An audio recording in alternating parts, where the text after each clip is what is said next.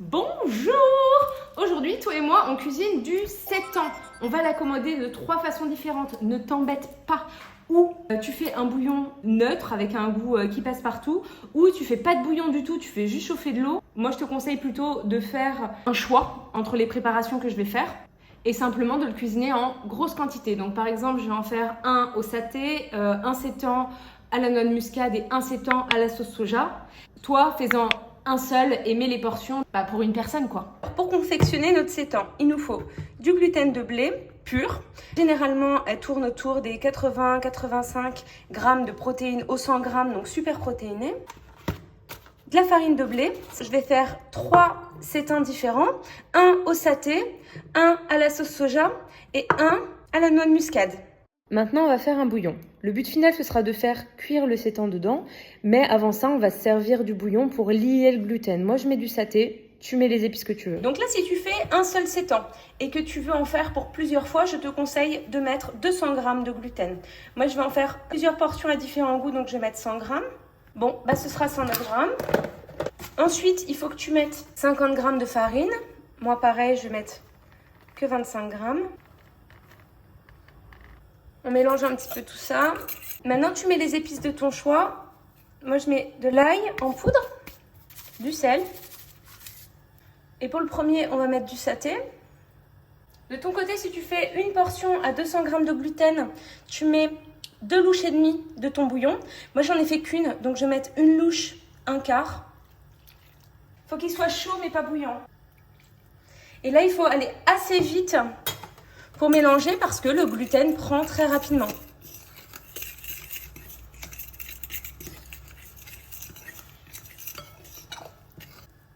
C'est dommage que tu n'aies pas l'odeur, ça sent super bon. Ok, on a les mains propres, un plan de travail propre. On pétrit à la main. Pas longtemps. C'est déjà prêt. Moi, j'aime bien le rouler et simplement le découper.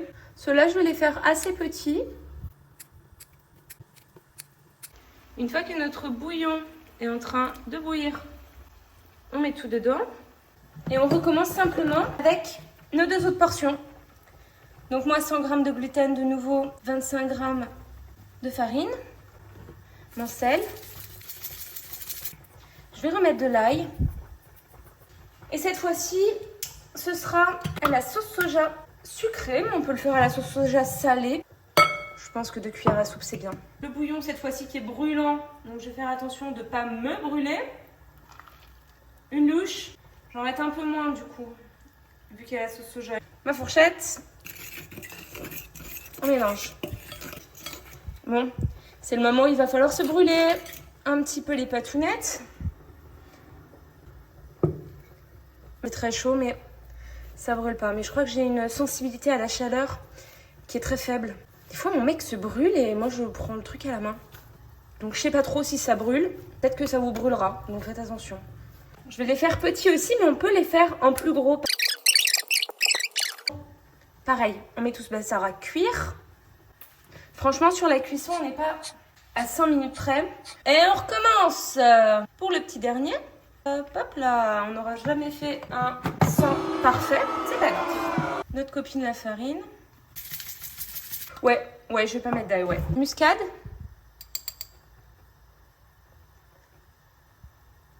Hop, on touillote. Ah! Ouh! Good. Une petite louche. Ah, tu sais pas ce qui manque? Du poivre là-dedans. Noix de muscade, poivre. Aïe! Ça va être parfait. Normalement, il faut que je me dépêche. Hein. Vite, Falène, vite! What? T'es tombé. Donc, une portion comme ça pour 2, franchement, c'est très bien. Donc là, on a 232 grammes au total pour à peu près 85 grammes de protéines. Tu te rends compte? Une fois que tout est en train de cuire, couvercle. Bon, ici, parfois, c'est simple et efficace. Là, j'ai hydraté un petit peu de semoule. Et j'ai simplement rajouté, alors je sais que c'est une honte, ça devrait pas du tout s'appeler légumes pour couscous. Ça devrait s'appeler légumes en sauce archibon, mais pas légumes pour couscous. Ma grand-mère passait 6 heures à cuisiner le couscous, j'ai pas le droit d'appeler ça du couscous, je cache. Donc je cuisine des légumes pour simplement dans la casserole. Et je rajoute de la harissa, du ras el hanout, ce genre de choses. En parallèle, le sétan est prêt à l'instant. Ti ti ti ti ti. Youpi, on va simplement verser tout ça dans une passoire. Une fois que c'est fait, je vais ajouter les morceaux que j'avais fait avec du saté dans mon plat du jour. Bon, faut pas se tromper du coup, mais à la couleur, ça paraît quand même évident. Je vais pas tout mettre, je suis toute seule. J'aurais même pu directement le faire cuire là-dedans, ça aurait été très bien. Mais bon, ça m'aurait fait 2 feux, 2 fois du gaz, pas cool. Un petit ajout de harissa s'impose. Moi, j'appelle ça cuisiner du bon de manière simple et efficace. C'est trop bon. Je vais te montrer la vue pendant que je mange parce que c'est quand même incroyable, je trouve. Est-ce que c'est pas un arbre magnifique, s'il te plaît? C'est un litchi. Une fois que notre oignon est émincé, on va le mettre à cuire. Et voilà! On va baisser un peu. On va laisser un peu nos oignons tranquilles. Est-ce que je viens de me couper le doigt? Oui, heureusement que mon couteau n'est pas du tout aiguisé. Ah, littéralement, j'ai fait... Reviens par ici, mon petit, ça va pas, non. J'y ajoute les champignons. J'en ai pris surgelés parce que je vis en Calédonie. Et en Calédonie, c'est extrêmement cher, les champignons frais. C'est genre 8 € la petite barquette. Bon, on va laisser ça comme ça 5 petites minutes, à feu fort. J'imagine que tu auras compris que l'idée, c'est de faire une sauce forestière et on incorporera le sétan qu'on a fait du coup ce midi. Bon, là, on est dans l'après-midi du coup. Le sétan que j'ai fait ce midi, je l'incorporerai en petits morceaux, je pense, à cette préparation. Mais d'abord, toi et moi, on va le faire revenir. Allez, on y va. Bon, du coup, là, je vais prendre les morceaux que j'avais fait à la noix de muscade. Là, je crois apercevoir des morceaux de poivre. Je vais les goûter. Juste pour être sûre, évidemment. Pour la bonne cause, pas du tout, parce que j'adore ça. D'ailleurs, je déteste, n'est-ce pas? Bon, il y en aura pour moi, pour mon chéri, et pour son repas de demain. Donc, je vais quand même en faire pas mal. Pep, pep. Allez, on va les couper. Une petite tranche fine, comme ça, c'est pas mal du tout, je pense. Tu vois, la texture, elle est pas mal, hein. Mais ça, c'est peut-être pas à la noix de muscade, hein. Bah si, pourtant. Si, si. C'est bon, j'ai pris les bons. Bon, celui-là, il a aucune forme. Je sais pas trop comment le couper. On fait un truc un peu au pif. Ça ira. On va laisser revenir. Franchement, pas très longtemps. Genre 5 minutes. Oh, j'ai envie de tout manger. Pourtant, je viens de me dévorer le sétan légumes pourpres. On est pas mal, là. Ok. Je vais ajouter l'ail à mes champignons. Et ma crème. Elle est pas mal, celle-là. J'arrive pas à l'ouvrir. Ah! Je n'y arrive pas. J'ai essayé avec un torchon aussi. Non mais c'est quoi ton astuce quand t'arrives pas à ouvrir une... Putain, j'ai l'air gogol maintenant. Bon, je vais prendre le deuxième, ça m'a saoulé. Attention, verdict. Non, c'est pareil, pourtant c'est moi qui avais ouvert le premier. C'est quoi ce délire là? Non mais c'est pas un truc de fou, s'il te plaît? Bon, tu sais comment on va faire? On va découper. On va finir à l'hôpital. On fera ensuite. Voilà. Non mais même comme ça, j'y arrive pas. Ah voilà. Ta ta ta ta. Jamais été aussi heureuse d'avoir un pot de crème ouvert quoi. J'ai pas tout mis parce que je pense qu'il faudra qu'on en rajoute tout à l'heure. Et je crois que t'as compris. J'ai pas envie d'ouvrir le deuxième pot de crème. Alors, à notre sauce forestière, on va ajouter de la noix de muscade, pepper. Ouh, elle bulasse. Ça veut dire qu'elle épaissit. Je vais te rapprocher. C'est pas mal tout ça, hein? Je vais le rajouter à la sauce. D'habitude, je le mets à côté. Là, j'ai décidé d'innover. On va ajouter de la levure maltée. Alors là, c'est pas tant pour ces nutriments. Ah, purée! Bon, j'en ai mis énormément, mais pareil, il n'y en a jamais trop, alors c'est pas très grave. Ça va juste rendre une sauce assez épaisse pour le coup. Ça va donner un goût fromager. Par contre, vu qu'on est en train de la chauffer, ça va détruire les nutriments.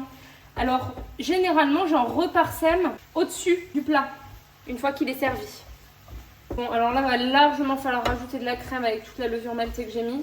Ah bah au moins là, il y aura un goût fromager, on pourra pas se plaindre de l'inverse. Hein. Bon, il n'y a plus assez de crème maintenant. Si, ça va le faire. Ça, c'est ma vie, de passer mon temps à vouloir finir les trucs jusqu'à la dernière miette, dernière goutte, dernier truc. J'y passe 100 ans à chaque fois. Dis-moi en commentaire si toi, ça te fait pareil. Je pense que je vais en rajouter encore. C'est même sûr. On est reparti pour couper le deuxième pot. Je t'épargne les images. Je vais laisser comme ça jusqu'à ce soir. Et ce soir, je ferai du riz ou des pâtes. Et ça ira avec. Une fois qu'on a dressé, donc nous on a fait du riz avec. On aurait très bien pu faire des pâtes, ça aurait été tout aussi bon. On peut mettre un petit peu ce qu'on veut. Mon compagnon voulait du persil. Moi, je préfère des graines de courge parce qu'elles sont super riches en protéines. Si on regarde, il y a 30 grammes de protéines au 100 grammes, ce qui est quand même beaucoup. J'en mets simplement une petite poignée, ça suffit largement. Finalement, ce sera une grosse poignée. Hop. Ouh, beaucoup trop grosse poignée. Ce sera bon quand même. On parsème de levure maltée pour le fameux goût fromager et surtout garder les nutriments, puisque là, elle n'est pas chauffée. Bon, du coup maintenant on est demain, donc je vais faire la dernière version de ces temps, cette fois-ci caramélisée. Je t'embarque avec moi. Du coup, pour aujourd'hui, on a une courgette, de l'oignon, de l'ail, une fin de poivron, donc je vais la passer. Enfin, je vais la passer, la fin du poivron, t'as compris. Et on a le sétan, du coup, qu'on a cuisiné hier, toi et moi. Je vais juste couper un petit morceau avec toi. Épluche tes légumes si jamais ils sont pas bio. On va aussi mettre quelques pois chiches. Je pensais pas du tout en mettre, donc j'en ai pas fait tremper. C'est pas grave, je vais les utiliser en boîte. C'est très bon et très pratique. Et je vais mettre des nouilles de riz avec tout ça. Ça aurait été idéal d'avoir du gingembre. J'en ai pas, mais si t'en as, mets-en. On va pouvoir commencer à simplement couper nos légumes. En parallèle, j'ai mis de l'huile à chauffer. Le couteau, pour la petite histoire, je suis locataire. Je vis en Calédonie. Et on bouge de territoire en territoire, plus ou moins tous les 6 mois, 1 an maximum. Du coup, souvent, j'ai la flemme de racheter des trucs de qualité, sachant que je vais partir. Bon, 1 an, tu me diras, c'est long. Mais j'ai des projets dans la vie, j'ai besoin de mon argent. Je ne le dépense pas à tort et à travers et j'estime qu'un couteau mal aiguisé, ça fait le taf. Ok, les oignons, ça part dans l'huile. Ensuite, on va y mettre les courgettes. Il y en a qui sont un petit peu gros là. Tu sais quoi? On va tous les recouper en 2, voire en 4.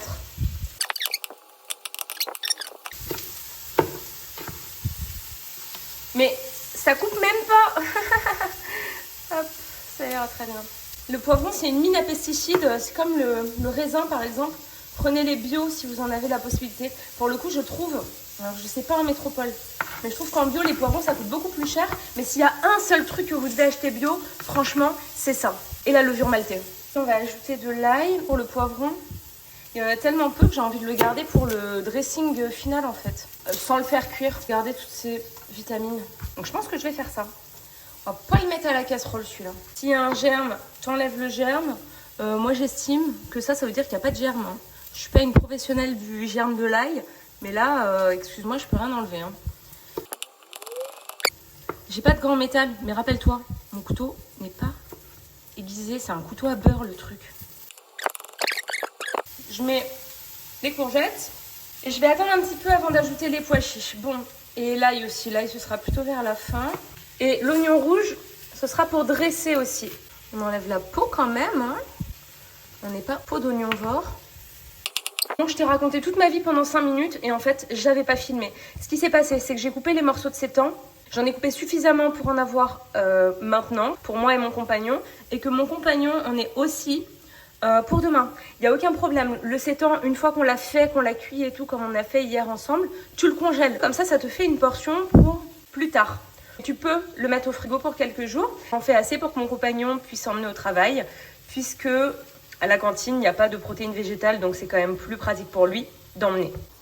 On va faire caraméliser notre pote le sétan. Bon là, si t'as pas envie de le caraméliser, le sétan, tu peux mettre les épices de ton choix avec un petit peu d'huile et le faire revenir. Ce sera très bon aussi. Hein. Le sétan, on va pas laisser plus longtemps. Je vais mettre de la sauce sucrée. À peu près 5 cuillères à soupe. Ça donne pas trop envie, s'il te plaît. Bon, c'est pas mal ça. On va mettre de l'eau à bouillir aussi. Ok, on a de l'eau à cuire pour le riz, le sétan. J'ai estimé que c'était bon. J'ai pas pour le jeter, trop bon. Tellement bon. Là, je pense que c'est le bon moment pour ajouter l'ail.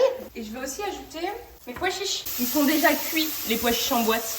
Donc, simple le fait de les faire revenir ou de les mettre au micro-ondes pour les réchauffer, ça suffit, tu vois. Ça ira plus vite. Je vais juste ajouter de la sauce soja pour déglacer, j'en ai pas beaucoup. Et c'est tout. Je peux ajouter mon sétan. Au début, je voulais le mettre séparément, mais en fait, c'est très bien comme ça.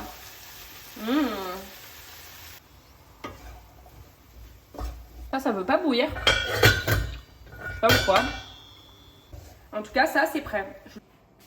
Ok, pendant que l'eau essaye de bouillir, il y a 2-3 trucs que je voulais te dire sur le sétan et le gluten. Donc, je vais en profiter. Attends, je vais me mettre à l'aise déjà. Ça, c'est un peu un récapépète de toutes les bonnes infos à connaître sur le sétan.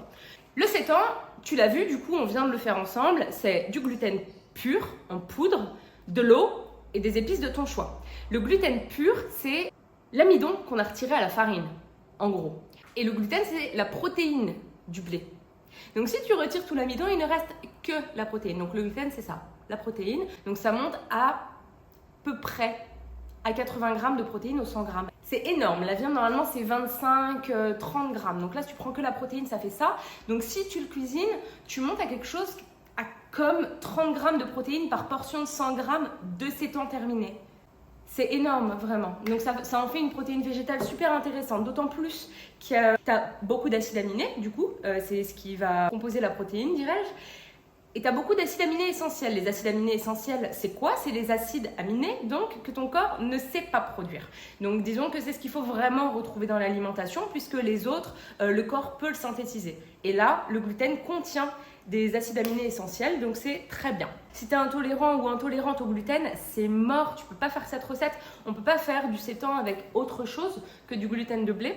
Ce qui est super avec le sétan, c'est que tu peux l'accommoder de différentes façons avec des épices. Tu peux le mariner, tu peux le faire griller, tu peux le faire bouillir, tu peux tout faire selon la texture que tu veux. Enfin, ta limite, c'est ton imagination, quoi. Donc, vas-y à fond avec le sétan. Évidemment, il en existe des tout prêts. Si t'as pas envie de t'embêter à le faire toi-même, même si t'as vu, franchement, ça prend 5 minutes. 5 minutes top chrono et il n'y a pas de pétrissage, il n'y a rien. Tu peux en faire avec du pétrissage pour que ça prenne une consistance différente. Même si le pétrissage, franchement, je pense que c'est 100 minutes à tout péter aussi. Mais bon, ça te double déjà le temps de recette, du coup, le temps de préparation. C'est très bien de juste, tu mets tout ensemble, t'appuies 3 secondes et on n'en parle plus, ça part à cuire. Et tu vas qu'à tes occupations, si t'as à t'occuper de tes enfants, à t'occuper de ton linge, à t'occuper de ta vie, à travailler sur tes projets perso-professionnels, et ben tu le fais pendant ces 40-45 minutes. Ça boue. On va aller mettre les nouilles de riz. Allez, c'est parti. Je suis sûre que je vais en mettre partout. Les nouilles de riz, tu sais, c'est le truc où elles sont toutes liées entre elles. Du coup, si tu veux faire qu'une portion, bah t'es foutu. Donc voilà, je sais pas encore comment je vais me débrouiller. Si tu sais quoi, je vais le découper. Je vais le découper sur la longueur, là. Je sais pas du tout si c'est une bonne idée, hein. Ne reproduis pas ça en live avec moi. Même pas de catastrophe. Incroyable. Il y en a une qui est tombée. Et même que je la remets dedans. Hop. Bon, là, on est parti pour 6 minutes. Pour finir, on dresse comme on veut. J'ai envie de rajouter un peu de sauce soja. Hop. Voilà. Le poivron qu'on disait tout à l'heure. Si tu as des graines de sésame, vas-y. Quelques graines de courge. J'ai pas de baguette. Donc, je vais y aller à la fourchette.